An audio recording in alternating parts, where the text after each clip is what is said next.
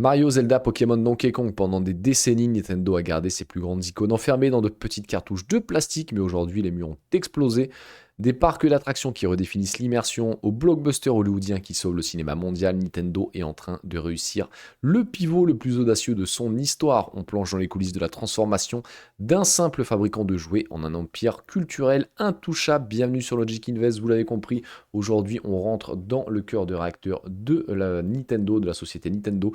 Donc comme d'habitude, je fais ça sous forme de GDoc que vous avez complètement gratuitement. Vous allez dans la description de la vidéo, vous cliquez sur le GDoc et vous pouvez reprendre tout ça gratuitement, faire votre propre test d'investissement et c'est totalement gratuit, je suis le seul à faire ça. Et ça va vous aider. Justement, pourquoi je fais ça, je l'explique toujours en début de vidéo. Parce que si vous ne faites pas une thèse d'investissement, quand vous allez prendre un moins 30% sur une boîte que vous avez achetée, vous allez commencer à paniquer, vous pourrez vendre, alors que c'est peut-être justement le bon moment pour renforcer. Justement, on ira après voir ma conclusion plus mon prix juste. Parce que quand on rentre sur une action, il faut toujours avoir une conclusion de sa thèse et un prix juste qu'on respecte. On achète seulement à ce prix juste. Si on n'y arrive pas, on n'achète pas. Et hop, une fois qu'on aura fait toute cette thèse, on ira voir via la meilleure appli tout simplement pour faire du stock picking. J'ai nommé Bagger. Vous avez 14 jours d'essai gratuit. Vous avez juste à rentrer votre adresse mail. Il n'y a pas de carte bancaire où vous allez commencer à stresser au bout de 13 jours. Où vous allez vous dire putain, je vais perdre de l'argent, je vais devoir payer. Non, vous avez 14 jours, 100% gratuit. Après, vous décidez ce que vous faites. C'est des devs par deux Français qui sont hyper sympas en demeurant. Cocorico. Donc vraiment, allez vous faire un petit peu la main sur Bagger. Et on ira voir justement via le meilleur site de bourse français et mondial, les amis. On ira voir si la boîte est hyper intéressante, du contenu, des chiffres, et on ira voir justement le côté valorisation, trouver son prix juste, et on va essayer de faire ça le plus rapidement possible. N'hésitez pas à vous abonner à ma chaîne si ce n'est pas encore fait, n'hésitez pas aussi à aller me suivre sur les réseaux, tout est dans la description de la vidéo, vous avez même le reste en commentaire épinglé les amis, si vous voulez retrouver mes achats en direct, ça se fait sur Twitter. Merci à tous ceux qui se sont abonnés récemment, il y a eu énormément de monde qui sont arrivés sur la chaîne et je vous en remercie. Donc on est parti directement, présentation, le modèle économique de Nintendo, c'est tout simplement l'intégration verticale. La grande force de Nintendo est de maîtriser la chaîne de A à Z, donc ils fabriquent le hardware, enfin le matériel. Enfin, ils ne le fabriquent pas vraiment en vrai, mais ils créent des consoles uniques et innovantes comme la Switch 2, unique et innovante, enfin unique oui, innovante LOL. Lancé en 2025, le logiciel, le software, il développe des jeux exclusifs qu'on trouve nulle part ailleurs. C'est clairement pour moi la mine d'or de Nintendo, Mario, Zelda, slash Pokémon, slash Star Fox, les Donkey Kong, etc. Vraiment toutes leurs licences qu'on connaît depuis des années, qui ont bercé un petit peu l'enfance de tout le monde. La synergie, hein, l'innovation de la console sert le jeu et l'excellence du jeu fait vendre la console. On l'a vu récemment avec Zelda, que ce soit Breath of the Wild ou Tears of the Kingdom, ils ont vraiment réinventé un petit peu l'open world. Donc vraiment un bon jeu égale, enfin une bonne console innovante sert le jeu lui fait vendre la console. Vous avez un petit peu le cercle vertueux. Donc on a trois piliers de revenus sur Nintendo, on a des ventes physiques, console et cartouches de jeu, service numérique, l'abonnement Nintendo Switch Online et ça vous donne les catalogues rétro de Nintendo. Donc Nintendo qui fait des jeux depuis X années touche aussi un petit peu comment dire, ceux qu'on appelle les boomers, hein, vraiment, hein, qui prennent le Switch Online pour leurs gamins et qui peuvent retrouver les catalogues de jeux rétro. J'en fais partie, voilà, je pleure. Mais voilà, je suis le bon vieux pigeon. Après, c'est 20 euros par mois, enfin 20 euros par an, pardon, l'abonnement Switch Online. C'est vraiment pas cher. Produits dérivés Amiibo, hein, des figurines qui font le pont entre le jeu réel et le contenu numérique. Donc voilà les trois piliers de revenus, même si les Amiibo sont vraiment plus bas en produits dérivés les figurines, etc. Là, par contre, on va avoir pour moi une explosion dans les années à venir et on va voir pourquoi. L'expansion hors console. Depuis quelques années, Nintendo transforme ses personnages en icônes de la culture populaire mondiale. On a un partenariat avec Universal Studios pour des zones Super Nintendo World. Donc il y en a au Japon, je crois qu'il y en a une construite à Orlando en ce moment même. Et il me semble qu'on a un parc attraction Universal Studios qui est dans les cartons en Angleterre. Donc on aurait peut-être une zone en Europe, nous, dans X années, comme d'habitude, on est toujours en retard. Côté cinéma, on a le succès massif des films Super Mario Bros et Super Mario Galaxy, que j'ai pas encore vu, mais j'ai vu Super Mario Bros, je le trouvais très très sympa, franchement, à voir en famille, c'est assez sympa. Et on a aussi le film sur Zelda qui arrive, on a plein de licences qui pourraient exister, hein. Tu peux faire un film sur Star Fox, tu peux faire un film sur Donkey Kong, t'as les Toad, etc., Peach, Wario, enfin t'as plein de choses. Un film sur tout simplement Luigi aussi, hein. Licences, vêtements, jouets et partenariats qui génèrent des revenus passifs élevés. Et le cercle vertueux, c'est une console innovante, les exclusivités cultes qui fidélisent les joueurs, l'écosystème numérique avec le Switch Online et la présence des films parcs qui recrutent des fans, souvent plus jeunes. L'idée à retenir, hein, c'est que Nintendo ne vend pas juste de la technologie, elle vend un univers émotionnel protégé par un écosystème fermé et extrêmement rentable. Et quand on investit, c'est ce genre d'entreprise qu'on peut avoir en fond de portefeuille, et on n'est pas en train de se poser des questions toutes les 5 minutes, putain, qu'est-ce qui va se passer, est-ce que l'IA, patati patata. Là, tu achètes du Nintendo, tu te dis, ok, je suis tranquille, je peux dormir tranquille. Maintenant, encore une fois, ce n'est pas un conseil d'investissement et investir comporte des risques de perte en capital, les amis. On va passer sur les segments de vente. Donc, on a un segment principal, le segment plateforme de jeu qui regroupe le hardware et le software, donc la vente de consoles physiques plus les jeux qui vont avec. On a un segment mobile et revenus liés à la propriété intellectuelle, 5%. Enfin, le board a comment dire, pour objectif de faire passer ce chiffre de 5 à 15 à 20%. Donc possiblement faire du x3 ou x4 sur ce segment-là. Et on a un tout petit segment, c'est les activités historiques avec des cartes qui fabriquent depuis 1800 et des poussières. Je ne savais même pas que ça existait. Donc plateforme de jeu, on est sur 2115 milliards de yens de revenus. Donc ça a explosé. Pourquoi une baisse en 2025? Parce que quand tu annonces une nouvelle console, tout simplement, tu ne vends plus ton ancienne, hein. Les gens se disent, ok, il y a la Switch 2 qui arrive, je n'achète plus de Switch 1. Donc on a des revenus qui vont exploser, des revenus qui vont tout simplement être le plus gros chiffre d'affaires de l'histoire de Nintendo, hein, pour la prochaine année. Donc pour faire simple, Nintendo est porté par le revenu de sa nouvelle console, plus les jeux vidéo qui en découlent. Si elle foire une génération de hardware, comme c'était le cas avant, ça peut être très difficile. Et la petite explication, attention, on va passer un petit peu, on va aller dans le passé, les amis, en termes de revenus. Et on va aller voir. Donc là, hop, de 2021 à 2022, on n'a quasiment pas de croissance des revenus. Pourquoi? Ils ont lancé la Nintendo GameCube. La Nintendo GameCube s'est pris un mur dans la gueule. Ils sont sauvés à cette époque-là par la Game Boy Advance. Et c'était pareil avant, on n'a pas les autres chiffres.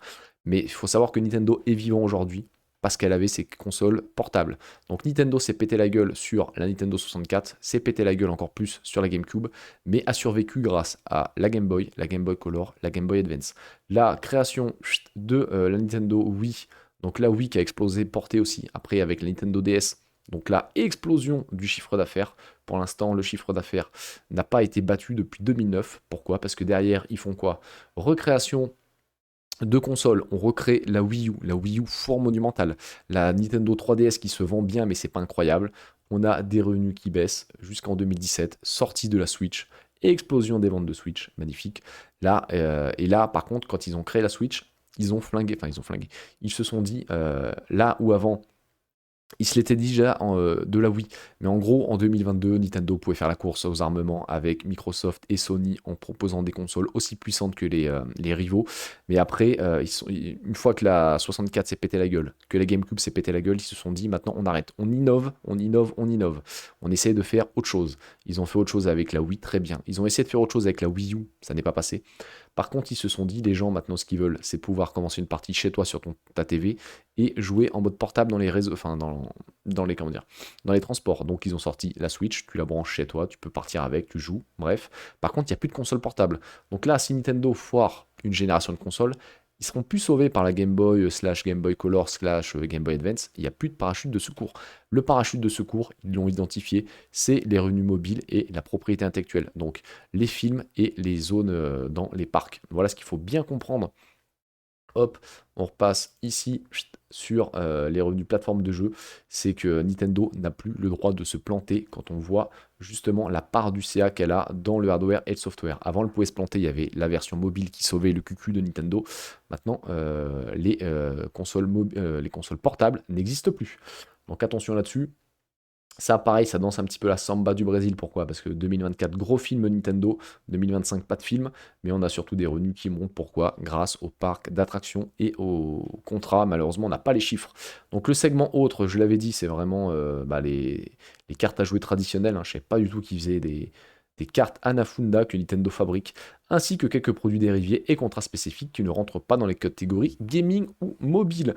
On a les revenus par géographie, donc 44% aux États-Unis, enfin aux Amériques, je crois que ça inclut aussi l'Amérique du Sud, 24% en Europe, 23% au Japon, 7% dans les autres, hein, donc ça doit être Afrique plus Moyen-Orient.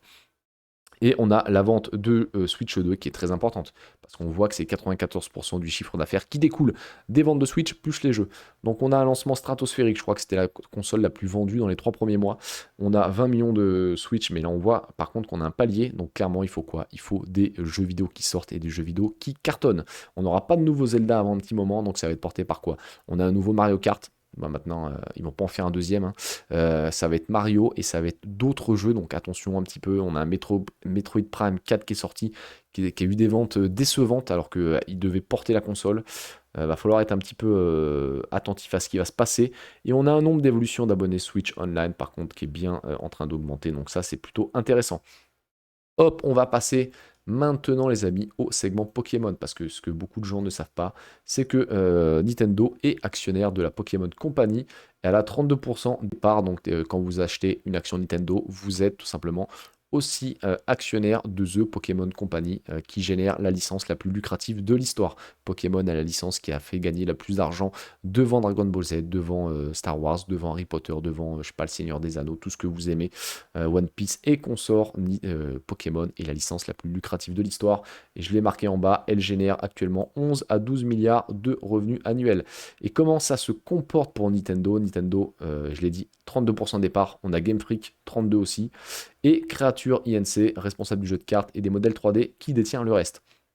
Le contrôle caché pour Nintendo, c'est que Nintendo a des parts aussi dans Creature Inc.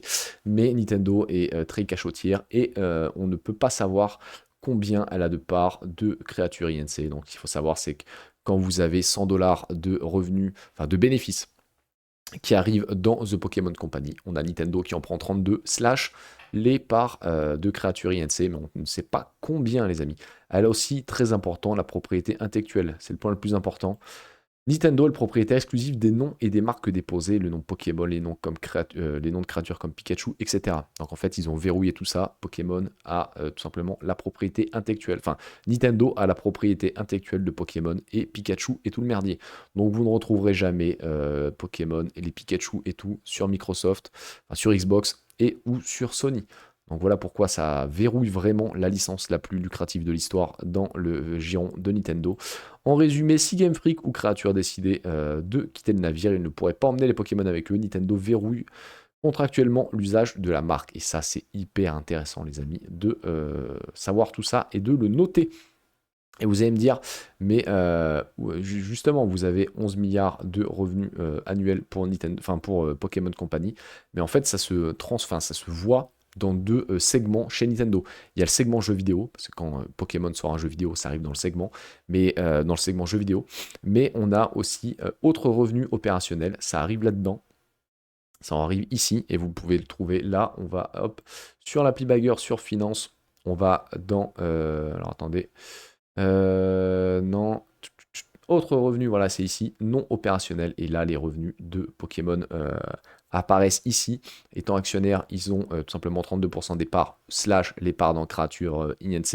Et je crois qu'ils sont aussi actionnaires de un ou deux autres studios, il me semble. Donc on a des revenus qui fluctuent. Pourquoi? Je l'ai noté là, hop, on va le voir ici. On a... hop, si je ne dis pas de bêtises, voilà. Les gains de change, hein, c'est le facteur numéro 1. Nintendo possède des milliards de dollars en euros et d'euros en trésorerie. Quand le yen japonais baisse par rapport au dollar, le yen est en train tout simplement de s'écraser par rapport au dollar depuis un long moment, depuis quasiment 2012. La valeur de leur argent gonfle artificiellement sur le papier. C'est pour ça qu'on a des années où on a comment dire, des revenus de dingue sur les revenus autres non opérationnels de Pokémon et des autres boîtes, parce qu'on a un dollar qui est en train d'écraser le yen, et en fait ils vendent en dollars, ils transforment ça en yen, et ça fait des revenus de dingue. On a aussi, on va se remettre en pleine page, Clairement l'exemple, hein, c'est si The Pokémon Company gagne 500 millions de dollars de bénéfices nets grâce aux cartes et aux peluches, Nintendo ajoute directement 160 millions de dollars à son propre résultat net sans que cela ne soit comptabilisé comme une vente. Donc ça, il faut vraiment en tenir en compte quand on est actionnaire de Nintendo. C'est les revenus de Pokémon, les amis. Pourquoi un pic énorme? Je l'ai expliqué, parce qu'on a des gains de change records. Donc ça, il faut l'avoir en tête. Mais ça, c'est très intéressant aussi quand on fait un deep dive, c'est de savoir que bah, justement Nintendo possède 32 slash je ne sais pas combien de pourcentage de Pokémon, la licence la plus lucrative de l'histoire. Donc quand Pokémon va sortir un film, quand Pokémon vend des cartes, il y a une part qui revient dans les poches de Nintendo. Donc le board maintenant, on a Furukawa pardon, qui a succédé je crois à Iwata, qui est décédé, Iwata malheureusement, il y a quelques années. Le stratège, hein, c'est lui qui a piloté la transition vers la Switch 2. Sa vision est axée sur la réduction des risques. Il veut que Nintendo ne dépende pas uniquement des cycles de consoles qui montent et qui descendent. Ça, je l'ai déjà expliqué, c'est très risqué là-dessus. Donc là, on a un CEO qui a compris que Nintendo a besoin de pivoter entre guillemets petit Disney. On a Miyamoto, hein, le papa de Mario, Zelda, etc. Son rôle actuel est de transformer Nintendo en un géant du divertissement global. Il s'assure que l'âme de Nintendo reste intacte dans chaque partenariat. Et on a Takahashi, pardon, le chef d'orchestre du développement. Il gère tous les studios en interne pour garantir que la Switch 2 ait un flux constant de jeux exclusifs. Donc la stratégie sur 5 ans, c'est quoi? Ils sont quand même, moi je trouve qu'ils sont un petit peu culottés. L'objectif, hein, c'est atteindre 100 millions d'unités vendues en 2029. Donc en étant optimiste, je pense que fin 2026, on arrivera entre 25 et 30 millions d'unités vendues de Switch. Donc ça donnerait entre 60 et 65 millions d'unités à vendre en 3 ans. Ça nous fera un petit peu plus de 20 millions d'unités par an. C'est un petit peu culotté, mais en même temps, c'est faisable aussi à voir. Ça va être sur tous les jeux, en fait, hein. S'ils font des très très bons jeux, bah voilà, ils vont tout exploser. À voir le prochain Zelda, à voir le prochain Mario, etc. etc. En deux, ils ont Nintendo Pictures et l'Offensive Cinéma, hein, 2026, sortie de Super Mario Galaxy qui vient de sortir. Le film The Legend of Zelda, hein, en prise de vue réelle, est le projet le plus attendu. J'ai tellement peur pour ce film, j'espère que ça va marcher. Et chaque film doit être une publicité géante pour vendre des jeux et des produits dérivés, hein. Donc vous l'avez compris, vous faites un bon film, vous vendez des jeux, vous vendez des produits dérivés liés à ce film-là, et vous touchez peut-être un public que vous n'avez pas touché avant, juste en vendant des consoles. L'écosystème Nintendo Account, hein, donc Nintendo veut que ton compte te suive partout sur ta console, ton téléphone, dans les parcs Universal, et même pour acheter tes places de cinéma. Ça procure des revenus récurrents, hein. Ça augmente le nombre d'abonnés au Nintendo Switch Online pour garantir un flux de cash stable, même les années sans sortie de console. Donc quand on va être, enfin, si vous voulez être actionnaire, il faut regarder ce foutu nombre d'abonnés, regarder un petit peu si ça fluctue ou pas. L'expansion géographique et physique, hein, les parcs et l'ouverture de nouveaux Nintendo Store dans les grandes capitales mondiales, ils l'ont totalement compris, hein, en vendant des cartes Pokémon dans ces foutus Nintendo Store et toutes leurs petites babioles autour comment dire, de leur vedette fétiche, hein, les Mario et compagnie. Ça, c'est très très intéressant aussi. Et on l'a bien ici, hein, l'Universal Grande-Bretagne Horizon 2031. Bon, bah, on verra bien, hein, mais l'objectif stratégique, c'est maintenir un cash à entre 10 et 15 milliards de dollars. On ira le voir quand on ira voir le quantitatif, mais Nintendo n'a pas de dette. Donc déjà, c'est un très bon point quand on est actionnaire, parce que quand on est actionnaire, ce qui pourrait arriver de pire, c'est qu'une boîte fasse faillite. Là, avec Nintendo, vous avez zéro risque de faillite. Vous avez une boîte qui a actuellement 10 milliards de cash. Et justement, pour rester indépendant et pour bah, on va dire, essayer d'innover, essayer de créer des choses parce qu'ils savent qu'ils ont du cash en réserve, ils peuvent se planter, on essaye de le faire. Mix de revenus, faire passer le CA hors console, film et parc à 15 à 20% du CA, horizon 2030, et atteindre 60% de vente de jeux en dématérialisé. Pourquoi? Parce que tu te fais beaucoup plus de marge nette. La stratégie du Nintendo à terme, devenir un petit Disney du Japon, clairement, on est là-dedans. Donc le TAM, le SOM et le TAM SAMSOM, ça je le fais à chaque fois pour les boîtes. Pourquoi? Parce que quand tu veux être actionnaire d'une entreprise, tu as besoin de savoir si ce qu'elle fait est porteur, s'il y a de la croissance, si ce qu'elle fait a beaucoup de parts de SAM et si son SOM peut grossir aussi. Donc clairement le SAM c'est quoi? C'est le total market adressable, donc le marché total adressable. L'industrie mondiale du jeu vidéo est estimée à 220 milliards en 2024 avec une projection à 266 milliards. Malgré un ralentissement post-pandémie, le secteur conserve une croissance annuelle solide de 5% par an. Donc le TAM est en croissance de 5% par an, très très bien. D'ailleurs, il faut savoir que l'industrie du jeu vidéo a dépassé l'industrie des blockbusters d'Hollywood, l'industrie du film, les a défoncés d'ailleurs, donc l'industrie du jeu vidéo est beaucoup plus puissante que l'industrie d'Hollywood.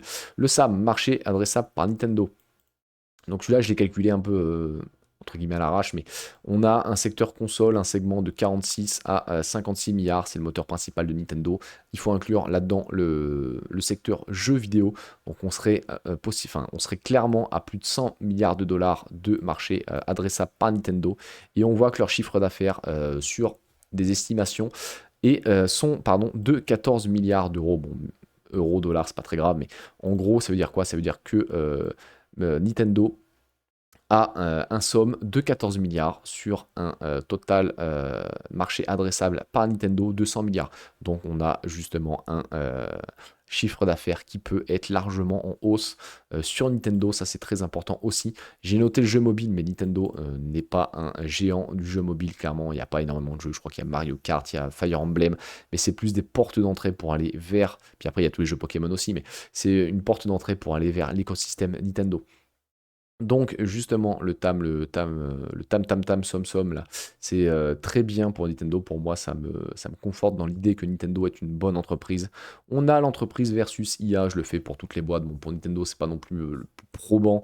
Est-ce que Nintendo peut utiliser l'IA à prendre une force, prendre des forces de l'IA, ou est-ce que l'entreprise peut se faire péter la gueule à cause de l'IA? Verdict, j'ai envie de dire aucun des deux, mon capitaine. Les seules forces de l'IA, hein, c'est juste voilà, c'est des boosts techniques, hein, une efficacité du développement, et plutôt que l'IA qui parle, Nintendo excelle dans l'IA qui réagit. Dans Tears of the Kingdom, l'IA génère la physique et les interactions complexes. Ça, moi, j'ai fait Tears of the Kingdom en long et large et en travers. C'est vrai que c'était bluffant pour une bécane comme la Switch 1 qui était complètement pourrie. On a eu un jeu vraiment qui générait la physique de dingue grâce à l'IA. Faiblesse et risque, hop, de disruption. La dissolution de la magie, la marque Nintendo repose sur le fait main, mais ne vous inquiétez pas, Nintendo ne va pas faire comment dire, des Mario générés par l'IA, clairement, enfin des niveaux de Mario générés par l'IA. Pour moi, ça ne risque pas de rentrer. Menace sur le copyright, des millions de personnes utilisent l'IA pour créer des fanarts. De toute manière, Nintendo attaque toutes les copies et même les fanarts qui ne copient pas. Dès que tu commences à toucher à leur licence, Nintendo sort le bazooka. Lenteur culturelle, moi j'ai noté ça plutôt. Alors il est marqué en faiblesse ici, parce que c'est un risque, mais pour moi c'est plutôt une force. Pourquoi? Parce qu'on a par exemple Ubisoft qui nous sortait des Assassin's Creed là tous les ans de plus en plus nuls. Et ben moi j'ai pas envie qu'on ait un Zelda par an en fait. Et on a un Zelda par an, je porte plainte contre Nintendo.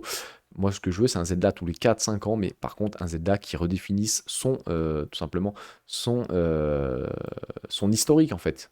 Un Zelda qui est vraiment en train de recréer des choses. Et on l'a vu quand Zelda a fait de l'open world, ça redéfinit tout simplement l'open world.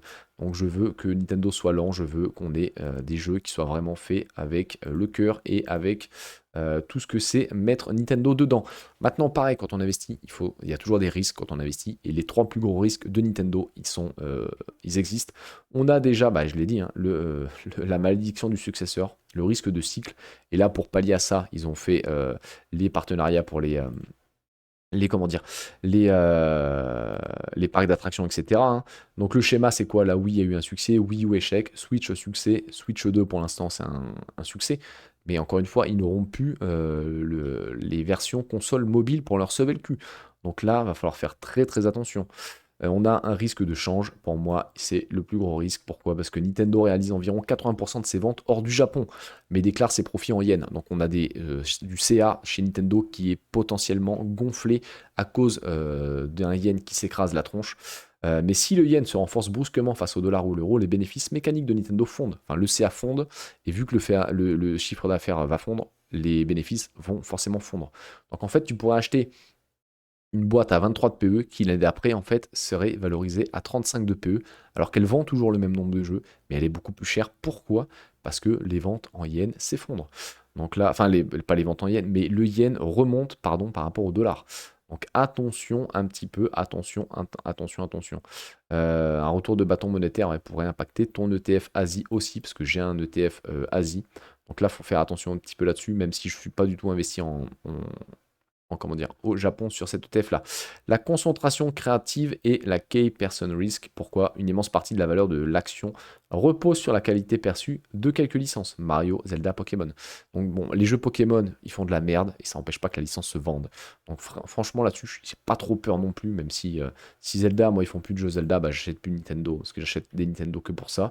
Le départ ou la retraite de figures légendaires comme Shigeru Miyamoto, qui a plus de 70 ans, hein, baisse de qualité sur un titre majeur pourrait briser la confiance des fans, même si malheureusement les fans actuellement, bah, ils achètent des jeux Pokémon de merde, ils en ont rien à foutre, alors que les jeux sont totalement pourris. Donc ça me fait pas trop peur. Et aussi on a...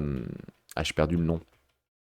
Aonuma, hein, enfin, c'est pas du tout le créateur de Zelda, mais celui-là qui était responsable de tous les jeux de Zelda aussi, qui laisse un petit peu la main. Donc à voir un petit peu comment cela se passe. Maintenant on a le MOT. Le MOT, la note est de 15 sur 25. Excellente notation sur Nintendo. Pourquoi? Actif intangible, 5 sur 5. C'est le trésor de guerre, hein, propriété intellectuelle, on a dit Mario, Zelda, Pokémon, slash tous les autres. Il y a un lien émotionnel fort et une nostalgie unique. La preuve avec moi. Effet de réseau 5 sur 5, plus il y a de joueurs, plus l'écosystème prend de la valeur, je suis d'accord. Coup de changement 5 sur 5. Même si en vrai, on aurait peut-être pu enlever quelques points parce que il est pas difficile de sortir ni cher. Bah, c'est vrai que tu achètes une console à ton gamin, t'as pas envie une semaine après de lui acheter la PS5. Mais il y a aussi la bibliothèque numérique, hein. Quitter Nintendo signifie perdre l'accès à tous ses achats. Et ça, par contre, c'est très très vrai. Donc ça, c'est chiant pour les gens qui veulent se tirer de chez Nintendo. Donc en vrai, coût de changement, ok. Avantage de coût, non. Et réglementation, 0 sur 5. Donc là, clairement, ici, on va passer maintenant à l'onglet quantitatif. On va aller voir un petit peu si les chiffres sont sympas, parce que la boîte a l'air d'être sympa comme ça au premier coup d'œil, mais si le quantitatif est vraiment pourri, eh ben, on n'aura pas envie de rentrer. Donc les revenus, ce qu'on peut dire, c'est que c'est en augmentation de 8% par an en CAGR depuis 10 ans. Par contre, quand on dézoome, c'est beaucoup moins beau. Pourquoi? Bah, ils ont flingué une génération de consoles. Et on voit que une génération de consoles et demie après, on a juste rattrapé ce qui était déjà en train de cartonner avec la Wii. Pourquoi? Parce qu'il y avait la Wii et il y avait la Nintendo DS. Là maintenant, il n'y a plus qu'une génération, enfin il n'y a plus qu'une console, vu que la version console mobile n'existe plus. Donc voilà pourquoi les chiffres sont moins bons qu'à cette époque-là. Maintenant, en termes de bénéfices, c'est quand même en croissance de 20% en CAGR sur les 10 dernières années. Merci la Switch, clairement, la Switch qui a tout cassé depuis sa sortie, plus les films, etc., tout l'écosystème qui est en train de se mettre en place. Les free cash flow, pourquoi c'est pas intéressant? Enfin, c'est pas intéressant de les regarder, pourquoi? Création de free cash flow, ils mettent tout leur free cash flow dans la création de la future console. La future console marche, ça redonne des free cash flow. Les free cash flow sont absorbés pour la génération suivante. Donc clairement, les free cash flow, c'est juste, entre guillemets, de la trésorerie qui roule, qui roule, qui roule pour la future console de jeu. Les marges maintenant, on a des marges qui sont plutôt excellentes en vrai. Surtout les marges brutes, pourquoi? Parce qu'on a des consoles qui deviennent... Enfin, elles sont déjà, quand elles sortent, elles sont obsolètes. La Switch et la Switch 2, c'est des consoles avec du matériel qui est très très vieux. Donc on a une marge brute qui s'améliore très bien et on a surtout des ventes de jeux qui passent par du dématérialisé et on a aussi tout ce qui va être revenu lié au film, etc. Donc c'est de la marge brute encore plus importante. Maintenant, ce qui nous intéresse, nous, c'est la marge nette. La marge nette, elle va rebaisser un petit peu parce que pour une raison très simple, on a une Switch 2 qui est vendue à perdre de l'argent. Nintendo en vendant des Switch 2 au Japon, pas ailleurs mais au Japon. Pourquoi? Parce qu'ils ont très peur ils avaient très peur de rater le lancement de la console. Donc ils sont arrivés sur une console qui était déjà datée. Ils ont essayé de vendre ça entre guillemets à bon prix pour ne pas rater le départ de la console. C'est ce qui a été fait. Nintendo était très très frileux au départ avec la Switch 2. Ils ont attendu le plus longtemps possible avant de la lancer. Pourquoi? Parce qu'ils avaient peur. Justement, à chaque lancement de console, ça peut être la marque peut se retrouver les pieds dans le tapis. Donc ils n'avaient pas envie de connaître ce qu'ils ont connu avec la Wii U.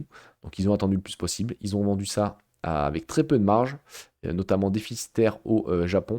Donc je l'ai pris ici, parce qu'on n'a pas encore les nouveaux chiffres qui sont sortis, enfin l'année de clôture, enfin le mois de clôture, c'était le 31 mars, mais on aura les dates autour du 6 ou 8 mai 2026. Donc ce qu'on peut dire sur les 9 premiers mois de l'année, on a déjà 1 milliard 900 906 milliards de yens. Donc on a déjà battu le plus gros chiffre d'affaires de l'entreprise. Record battu, ça s'est fait. On table sur 2 milliards 250. Donc on a exclu les 3 premiers mois de l'année 2026, hein, parce que ça c'est ce clôture comment dire, du 31 mars au 31 mars. C'est un peu chiant les entreprises qui font comme ça, mais c'est comme ça. On a déjà des bénéfices nets qui sont battus sur les 9 premiers mois de l'année, slash les prévisions annuelles, c'était 350 milliards de bénéfices nets, on est à 358 milliards de yens. Donc guidance prudente, mais guidance battue. Et on a surtout une marge nette qui est largement meilleure que la marge prévue. Mais on avait prévu une érosion de la marge, hein. Comme on peut le voir ici, hop, on va se repasser ici. On était, en parlant de marge, marge nette, 24%, et on arriverait à 18%. Donc on a une marge qui baisse, et après elle va remonter petit à petit, suivant le train de vie de la console. Les retours sur capitaux ne sont pas très importants chez Nintendo, hein. On peut le voir, on peut le dézoomer. On a 2009, bah, une machine qui marche du feu de Dieu. Ça marche, on a un héros IC, pardon, hop, on va le voir ici. Un héros IC qui est très bon, et on a une machine qui marche pas, on a un héros IC qui est pourri. Une machine qui remarche, le héros IC est excellent. Une machine qui est en train d'être lancée, un héros IC qui baisse. C'est très simple à comprendre. Côté dépenses, on n'a pas de rémunération en action côté board de l'entreprise. Ça, c'est très important. Franchement, c'est très bien que Nintendo n'en ait pas parce que clairement, c'est pas du tout ce qu'on veut quand on est actionnaire. Côté cash to dette, l'entreprise n'a pas de dette, clairement. C'est entre guillemets, c'est un petit peu ce que font toutes les entreprises nippones. Clairement, quasi pas de dette, énormément de cash. On a 10 milliards de cash dans les coffres, c'est totalement fou.